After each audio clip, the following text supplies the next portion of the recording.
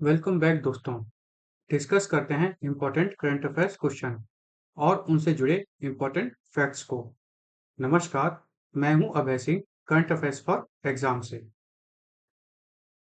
NEET UG 2026 paper leak के आरोपों को लेकर देशव्यापी विरोध प्रदर्शनों के बाद हाल ही में इनमें से किसने इस्तीफा दिया है? आपके ऑप्शन है फ्रेंड।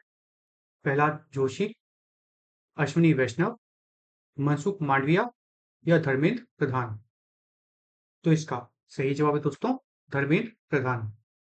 दोस्तों, हाल ही में श्री धर्मेंद्र प्रधान ने national wide NEET UG examination protest के बीच अपना रजिस्ट्रेशन दिया है। यह बड़ा रेजिग्नेशन एग्जाम पेपर लीक और मिसकंडक्ट के सीरियस एलिगेशन के बाद आया है। सेंट्रल गवर्नमेंट ने इस पूरे मामले में क्रिमिनल इंक्वायरी अब सीबीआई को ट्रांसफर कर दी है। चलिए अगले प्रश्न पर आते हैं। धर्मेंद्र प्रधान के इस्तीफे के बाद भारत के नए केंद्रीय शिक्षा मंत्री कौन बने हैं? आपके ऑप्शन है फ्रेंड। श्री प्रहलाद जोशी, श्री अश्विनी वैष्णव, श्री जी किशन रेड्डी या श्री शिवराज सिंह चौहान। तो इसका सही जवाब है दोस्तों, श्री प्रहलाद जोशी। दोस्तों, श्री प्रहलाद जोशी ने धर्मेंद्र प्रधान के रेजिग्नेशन के बाद नए एजुकेशन मिनिस्टर का चार्ज लिया है। ये हैं श्री प्रहलाद जोशी।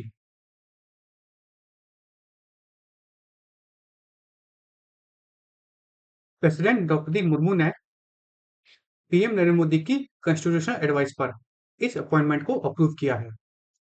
कर्नाटक के धारवाड़ से लगातार 5 बार लोकसभा इलेक्शन जीतने वाले प्रहलाद जोशी सीनियर लीडर हैं। प्रहलाद जोशी के पास पहले से ही कंज्यूमर अफेयर्स और रिन्यूएबल एनर्जी जैसे इंपॉर्टेंट पोर्टफोलियोज हैं। चलिए अगले प्रश्न पर आते हैं। इनमें से किस कानून के तहत 2026 में गूगल पर 890 मिलियन यूरो का जुर्माना लगाया गया है? आपके ऑप्शन है friend. Digital services, digital market, AI act या जीडीपीआर। इसका सही जवाब है दोस्तों, डिजिटल मार्केट्स।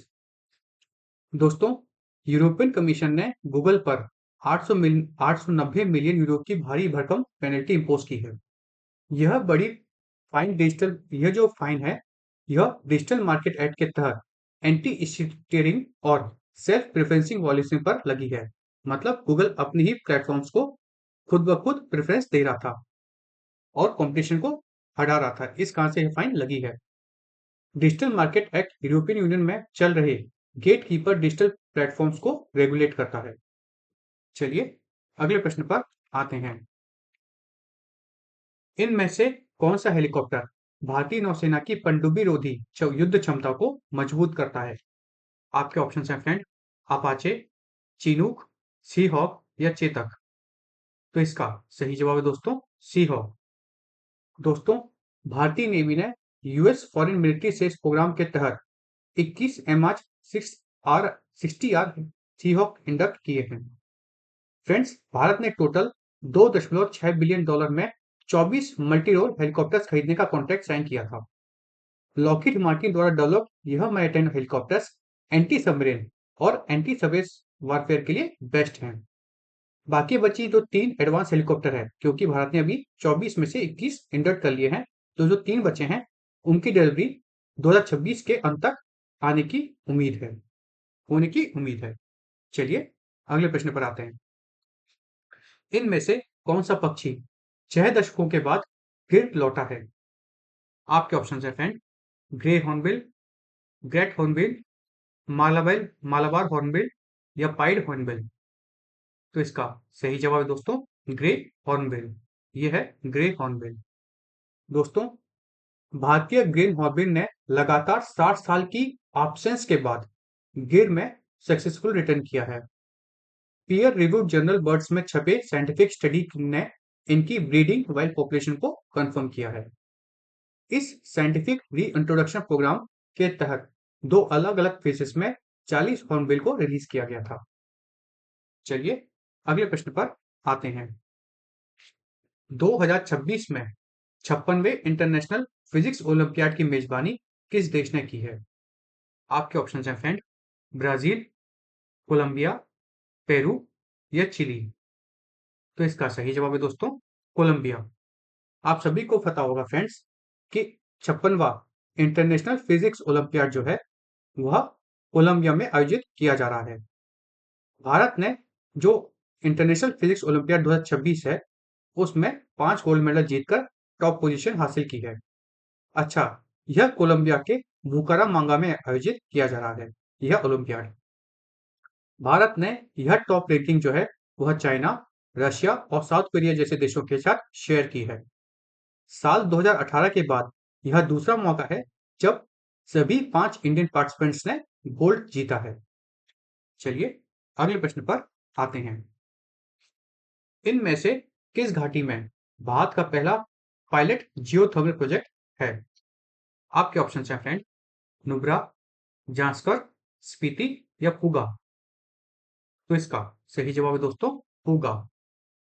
दोस्तों ओएनजीसी अर्थात oil and natural gas corporation ने लद्दाख के पूगा वैली में 1000 मीटर गहरा दूसरा जियोथर्मल वेल कंप्लीट किया है।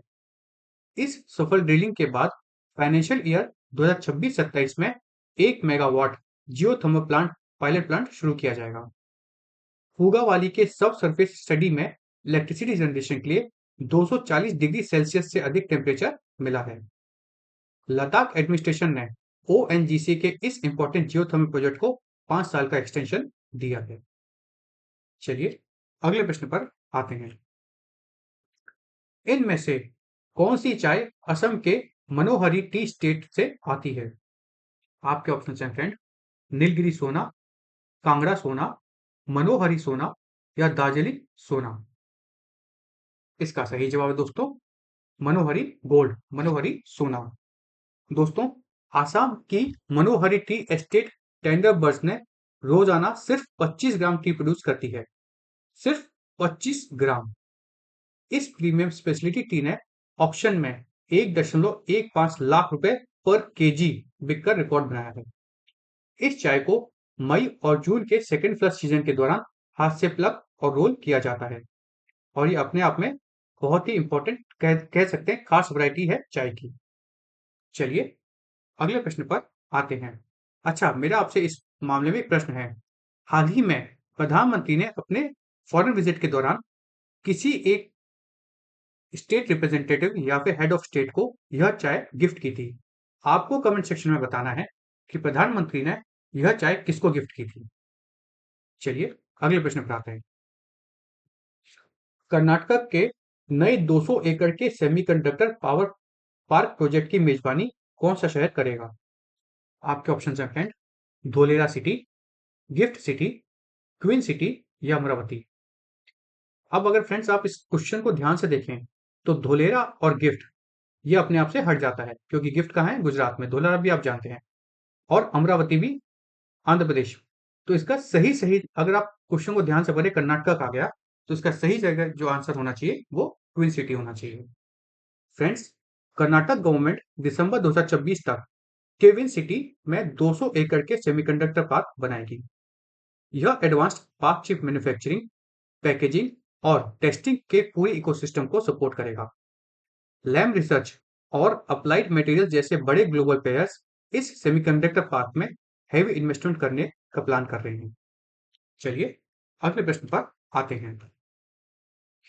हाल ही में किस राज्य ने आधिकारिक तौर पर पक्षियों की 502 प्रजातियां दर्ज की हैं? आपके ऑप्शन हैं फ्रेंड, गोवा, केरल, गुजरात या उड़ीसा। तो इसका सही जवाब है दोस्तों गोवा। दोस्तों इंडियन बर्ड्स जर्नल ने scientifically peer reviewed Goa birds checklist 8.0 को पब्लिश किया है। इस नए चेकलिस्ट के अनुसार अब गोवा में टोटल 502 बर्ड स्पीशीज रिकॉर्ड हो चुकी हैं। गोवा अपने 3702 स्क्वायर किलोमीटर के छोटे से एरिया में भारत की 40% बर्ड स्पीशीज को होस्ट करता है। चलिए अगले प्रश्न पर आते हैं। इनमें से किस राज्य ने भारत के पहले सरकारी एआई विश्वविद्यालय की घोषणा की है? आपके ऑप्शन है फ्रेंड, तेलंगाना, कर्नाटक, तमिलनाडु या महाराष्ट्र। तो इसका सही जवाब है दोस्तों कर्नाटक। दोस्तों कर्नाटक ने बेंगलुरु में देश की पहली गवर्नमेंट ड्रिवन एआई यूनिवर्सिटी की अनाउंसमेंट की है। यह main announcement Google IO connect India 2026 event के दौरान की गई है। 100 एकड़ के बेंगलुरु कैंपस वाली यह यूनिवर्सिटी एआई और रोबोटिक्स जैसे कोर्सेस ऑफर करेगी। चलिए अगले प्रश्न पर आते हैं। इनमें से कौन सा पोर्टल फेक मोबाइल कनेक्शन की रिपोर्ट करने में मदद करता है? आपके ऑप्शन है फ्रेंड, डिजिटल लॉकर, उमंग, भारत नेट या संचार साथी। तो इसका सही जवाब है दोस्तों, संचार सारथी। दोस्तों, डिपार्टमेंट, अब इस बारे में हम क्यों पढ़ रहे हैं? क्योंकि डिपार्टमेंट ऑफ टेलीकम्युनिकेशन ने नए क्रैकडाउन में 5 करोड़ फेक मोबाइल कनेक्शन काटे हैं। साइबर फ्रॉड प्रिवेंशन के इस बड़े एक्शन के बाद 1800 करोड़ का स्कैम्स रुके हैं। डीओटी ने, अर्थात डिपार्टमेंट ऑफ टेलीकम्युनिकेशन ने सब्सक्राइबर वेरिफिकेशन के लिए एआई पावर्ड एएसटीआर और चक्षु प्लेटफॉर्म का उपयोग किया है। चलिए अगले प्रश्न पर आते हैं। नए कानून के तहत इनमें से कौन सा एक एकीकृत कृषि बाजार बन जाएगा? आपके ऑप्शन है फ्रेंड, ओडिशा, पंजाब, हरियाणा या गुजरात। तो इसका सही जवाब है दोस्तों, ओडिशा। दोस्तों, ओडिशा गवर्नमेंट ने नए एग्रीकल्चर मार्केटिंग लॉ पास करके ओएपीएम एक्ट 1956 को हटाया है। नए कानून से पूरे ओडिशा अब फार्मर के लिए सिंगल यूनिफाइड मार्केट बन गया है। यह मॉडर्न मार्केटिंग फ्रेमवर्क स्टेट के फार्मर्स को डायरेक्ट ई ट्रेडिंग और इलेक्ट्रॉनिक ऑप्शन करेगा। चलिए अगले प्रश्न पर आते हैं। इनमें से कौन सा अधिनियम धारा 17 के तहत ईपीएफ से छूट प्रदान करता है? आपके ऑप्शन है friend, ESI act, wage act, wage code, trade act या ईपीएफ एक्ट। तो इसका सही जवाब है दोस्तों, ईपीएफ एक्ट। दोस्तों, एम्प्लॉय प्रोविडेंट फंड ऑर्गेनाइजेशन ने हाल ही में प्रोविडेंट फंड ट्रस्ट के लिए एमनेस्टी स्कीम चलाई है। यह स्कीम उन ट्रस्ट को 6 मंथ रेगुलेशन विंडो देगी जिन्हें फॉर्मल एग्जेम्पशन नहीं मिला है। ईपीएफ एक्ट 1952 के सेक्शन 17 के तहत प्रोविडेंट फंड एग्जेम्पशन प्रदान किया जाता है। चलिए अब कल का प्रश्न देखते हैं। कल हमने आपसे पूछा था कि कौन सा कानून सरकार को यमन के लिए यात्रा आदेशों को विनियमित करने का अधिकार देता है? आपके ऑप्शन थे फ्रेंड, पासपोर्ट एक्ट, नागरिकता अधिनियम, विदेशी अधिनियम या फिर वीजा नियम। तो इसका सही जवाब है दोस्तों, पासपोर्ट अधिनियम। दोस्तों, मिनिस्ट्री, अब इस बारे में हम इसलिए पढ़ रहे हैं क्योंकि मिनिस्ट्री ऑफ एक्सटर्नल अफेयर्स ने 3 अक्टूबर 2017 के रेमन ट्रेवल नोटिफिकेशन को हाल ही में हटा दिया है। रेस्ट्रिक्शन को हटाने का यह फैसला पासपोर्ट एक्ट 1967 के सेक्शन 19 के तहत लिया गया है। पुराना नोटिफिकेशन साल 2014 से चल रहे यमन सिविल वार के कारण लगाया गया था। एमईए अर्थात मिनिस्ट्री ऑफ एक्सटर्नल अफेयर्स ने रेस्ट्रिक्शन हटाने के बाद भी इंडियन नेशनल्स अर्थात भारतीय नेशनल्स को नॉन एसेंशियल ट्रेवल से रोका है। मतलब बिना जरूरत हुए, अगर जरूरत नहीं है तो आपको यात्रा नहीं करनी है, जरूरत है तो आप कर सकते हैं। चलिए अब कल के लिए प्रश्न देखते हैं। कल के लिए हमारा आपसे प्रश्न है, इनमें से कौन सा टूर्नामेंट भारत में सबसे पहले 1888 में शुरू हुआ था? आपके ऑप्शन है फ्रेंड, संतोष ट्रॉफी, दुरंत कप, फेडरेशन कप या रोवर्स कप। फ्रेंड्स, इसका आपको जवाब कमेंट सेक्शन में देना है। और अगर आपको आज का सेशन इंफॉर्मेटिव और फ्रूटफुल लगा तो लाइक शेयर सब्सक्राइब अवश्य कीजिएगा। धन्यवाद। जय हिंद, जय भारत।